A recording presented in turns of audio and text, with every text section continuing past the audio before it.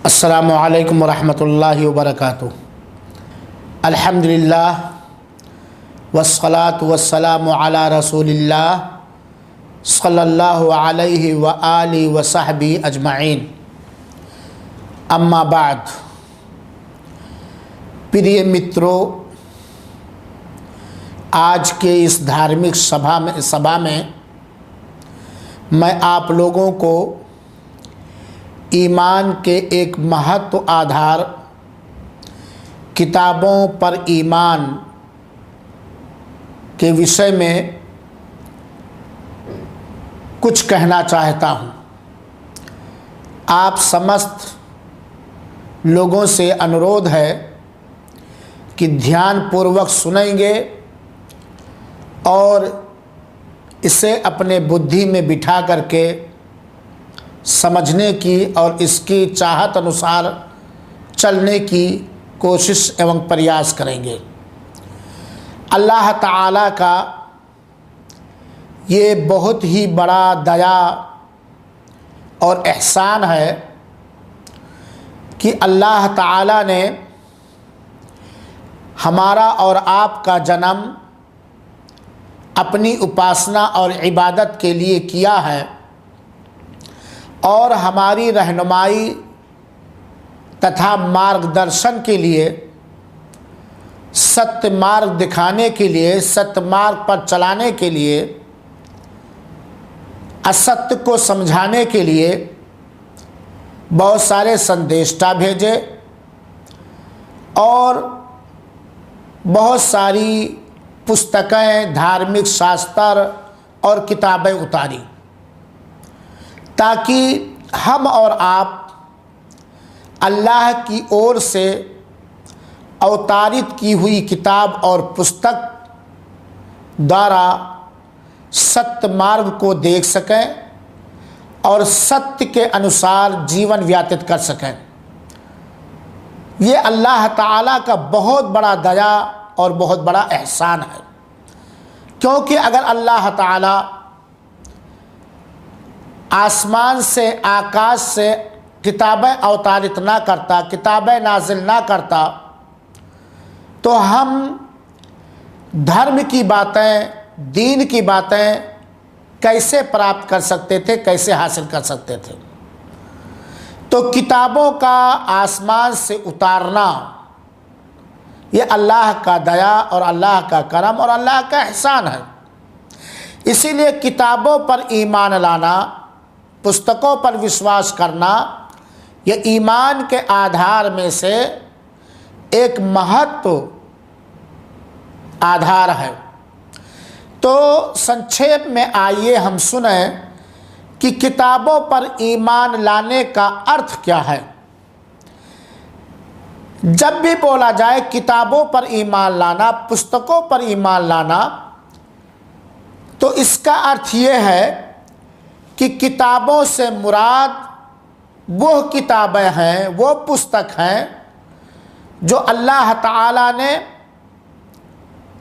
अपनी रचनाओं के लिए, अपनी मखलूक के लिए हिदायत और रहमत बना करके उतारा है, मार्गदर्शक और दया बना करके उतारा है, जिनके द्वारा एक मनुष्य दुनिया एवं महाप्रलय के दिन सौभाग्य और सआदत प्राप्त कर सकता है।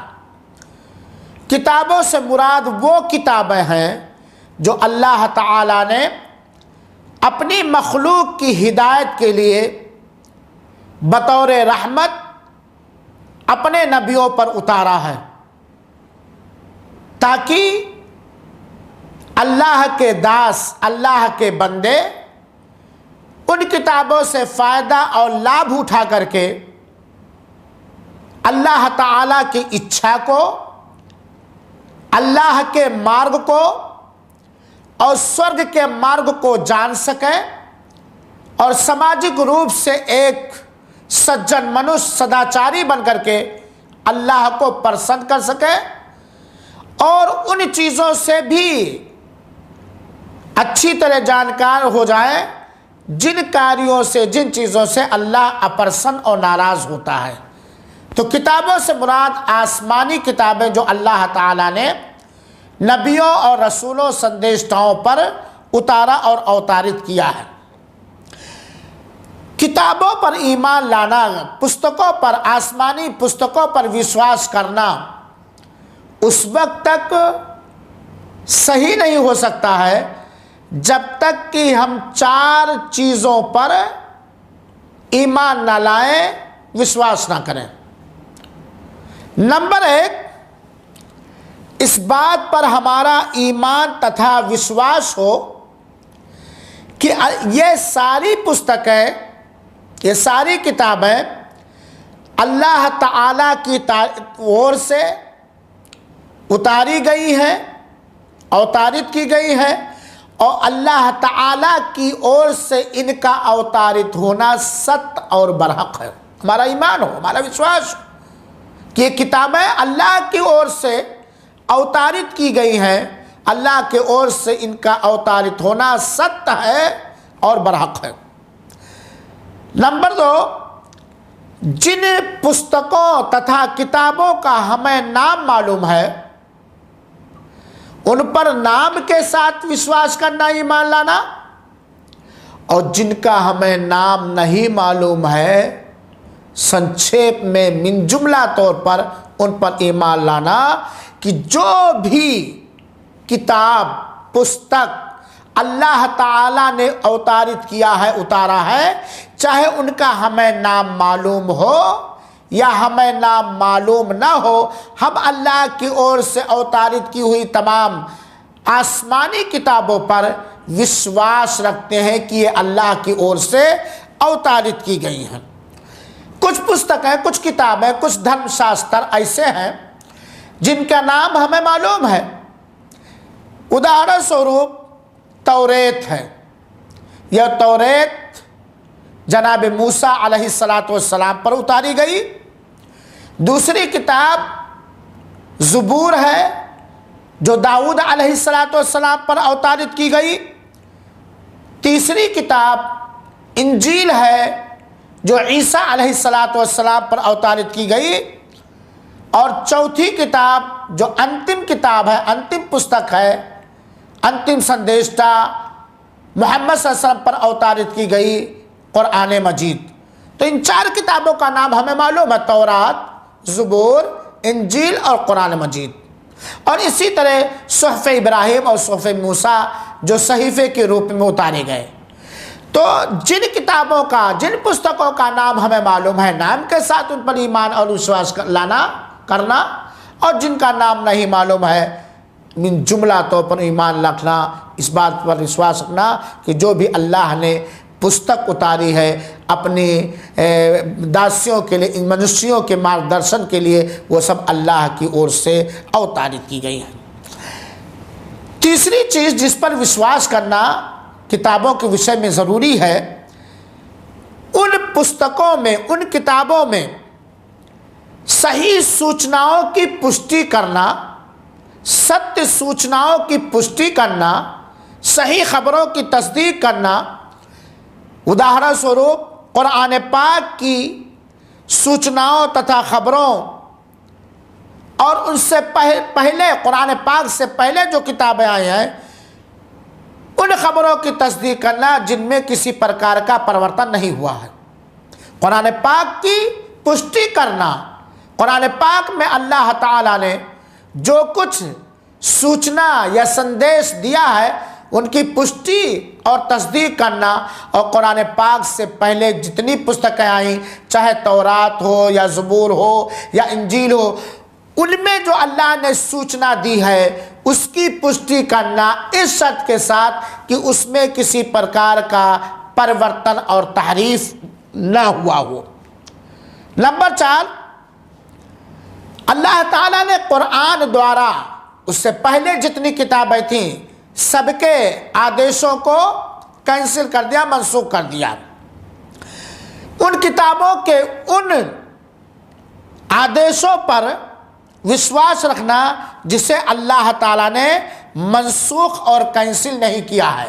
कुरान से पहले जो किताबें हैं उन किताबों में जो आदेश हैं जिन्हें अल्लाह ताला ने कुरान द्वारा कैंसिल या मनसूख नहीं किया, उस पर ईमान लाना और उससे राज़ी रहना, उसे तस्लीम करना, चाहे इसमें क्या हिकमत है इसका हमें ज्ञान हो या ज्ञान ना हो।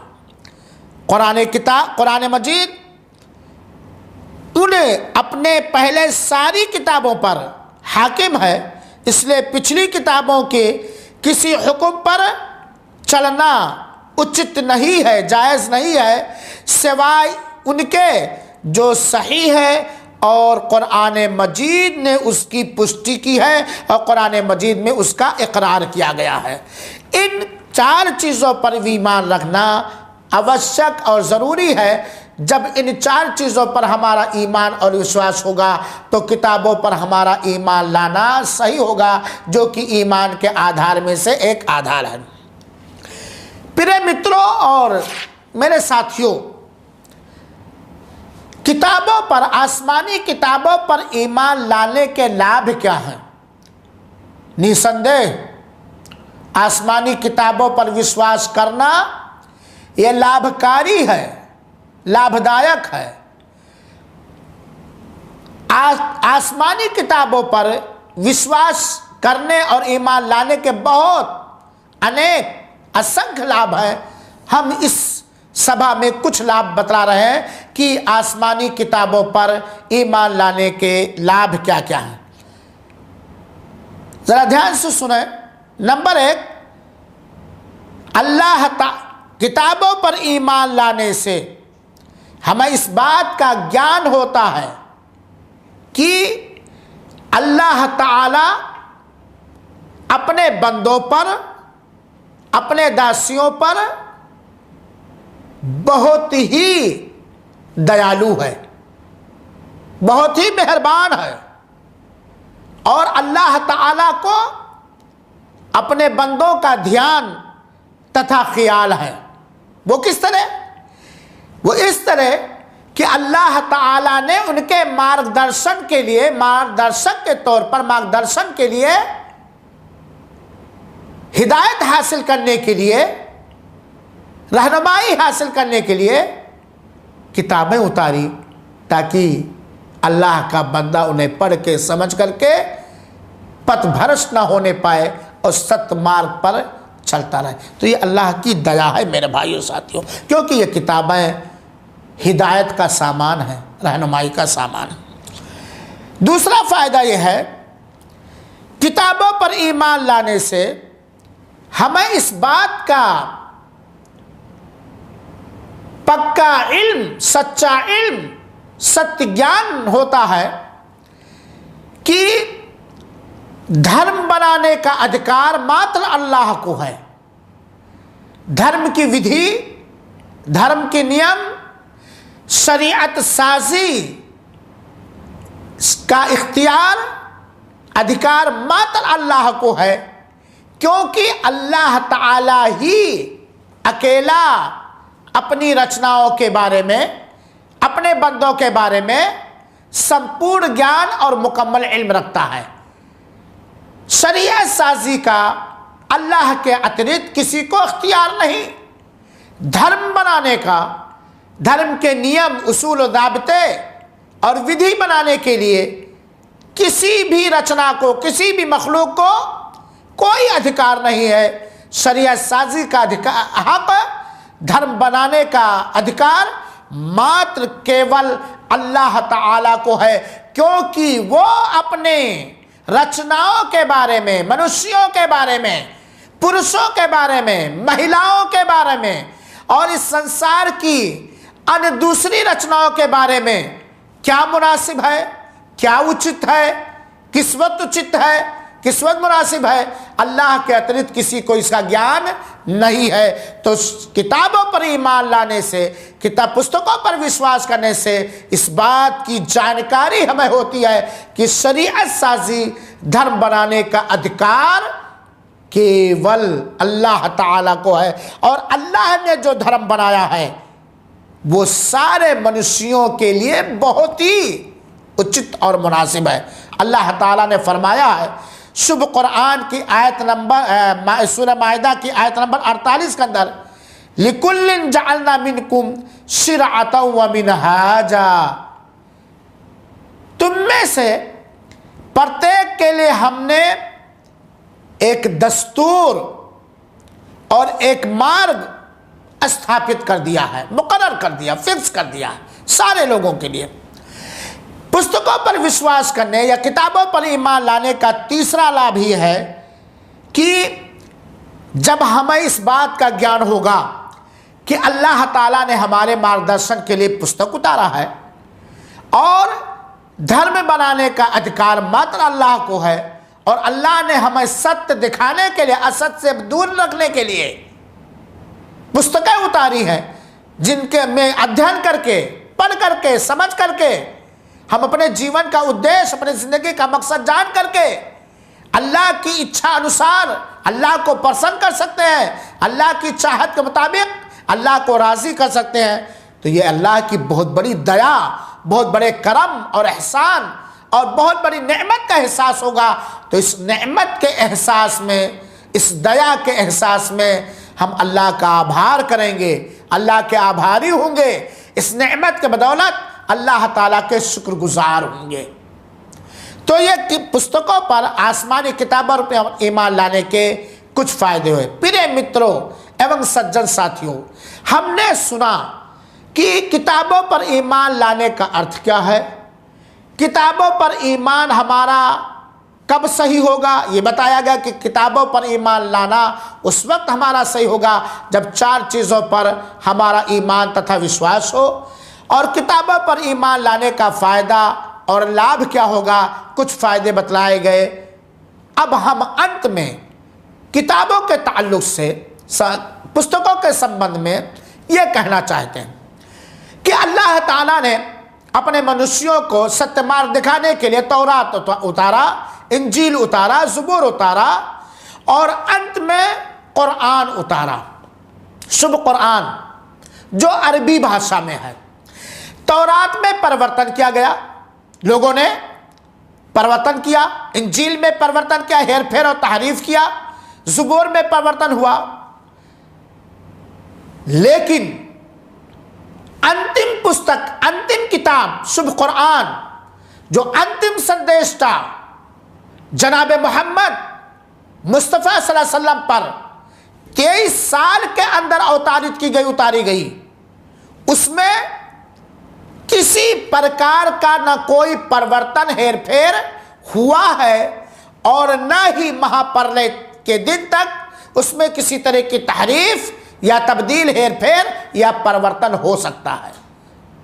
यह अल्लाह ताला ने वादा फरमाया है। कुरान करीम, शुभ कुरान जिस रूप में, जिन शब्दों के साथ अवतारित हुआ है, वैसे के वैसे आज भी वो मौजूद है और क़यामत परले के दिन तक वो मौजूद रहेगा। कुरान ये अनमिट है, कुरान की आयतें, कुरान के ग्रंथ ये अनमिट है। ये कुरान अल्लाह की सिफत है, कुरान ये मखलूक नहीं है, कुरान ये रचना नहीं है, ये अल्लाह की बात है, अल्लाह का वचन है, अल्लाह का कलाम है। ये अनमिट है क्योंकि रब अनमिट है, प्रतिपालक अल्लाह ये अनमिट है, सदैव से है, सदैव रहेगा। इसी प्रकार कुरान सदैव रहेगा, ये मिटने वाला नहीं, ये मखलूक नहीं है। हाँ, आप ये कह सकते हैं जिस कागज़ पर कुरान लिखा गया वो मखलूक है, रचना है, जिस स्याही से लिखा गया वो, लेकिन जो कलाम है, उदाहरण स्वरूप अल्हम्दुलिल्लाह रब्बिल आलमीन, जो इसमें हर्फ हैं, ये जो ये कलाम है ये अनमिट है, ये अल्लाह की सिफत है, ये मिटने वाला नहीं। दूसरी चीज़, कुरान में कोई कभी भी परिवर्तन नहीं कर सकता, हेरफेर नहीं कर सकता। ये अरबी भाषा में उतरा है और अगर कोई भी मनुष्य, संसार का कोई भी मनुष्य अगर इसकी एक बिंदी, एक अक्षर, एक मात्रा चेंज करना चाहे तो नहीं कर सकता। मेरे भाइयों साथियों, इस बात पर हमारा विश्वास होना चाहिए। तीसरी चीज, अंतिम किताब, आखिरी किताब कुरान मजीद ही सारे मनुष्यों के लिए मार्गदर्शक का मार्गदर्शक है, यह हिदायत का सामान है। कोई भी मनुष्य हिंदू हो, मुस्लिम हो, क्रिश्चियन हो, सिख हो, ईसाई हो, बुद्धिस्ट हो, कोई भी मनुष्य कहीं का भी हो, जो भी चाहे इस कुरान से सत्य मार्ग प्राप्त कर सकता है, सत्य की खोज कर सकता है। और इस बात का चैलेंज भी दिया जा सकता है कि अगर कोई मनुष्य अरबी भाषा को सीखकर उसके सारे ग्रामरों के साथ अरबी भाषा को सीखकर अरबी में कुरान के समझने की अपने अंदर शक्ति और सलाहियत पैदा कर ली और समझने की कोशिश किया, तो उसे रहनुमाई, हिदायत मिल जाएगी। तीसरी बात कुरान के ताल्लुक से मैं कुरान के संबंध में कहना चाहता हूं कि कुरान वो शुभ पुस्तक है जिसकी तिलावत से अल्लाह ताला बड़ा प्रसन्न होता है, खुश होता है, और एक एक अक्षर की तिलावत पर 10-10 नेकियां और उससे ज्यादा देता है।